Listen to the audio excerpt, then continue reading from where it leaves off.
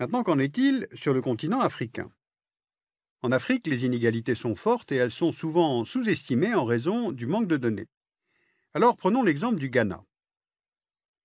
Le Ghana a connu une croissance économique moyenne de 6,5% entre 2000 et 2012, principalement grâce au cacao et au secteur minier, notamment pétrolier, ce qui a contribué à améliorer les conditions de vie de la population.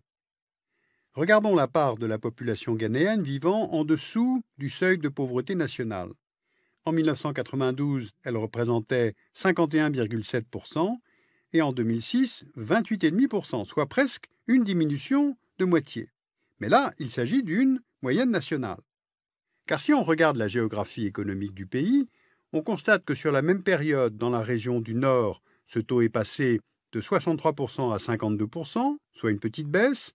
Dans la haute région occidentale, il est resté stable, à 88%, et dans la haute région orientale, il est passé de 67% à 70%, soit une légère augmentation. Donc, on comprend que le nord du Ghana est exclu de la croissance économique nationale, parce qu'on le voit sur la carte, les trois régions du nord sont éloignées des ports, des routes, des voies ferrées, et de plus, le climat du nord du pays est bien plus aride. Les agriculteurs et les éleveurs dépendent donc des rares chutes de pluie. Tout cela entraîne une hausse des inégalités à l'échelle du pays.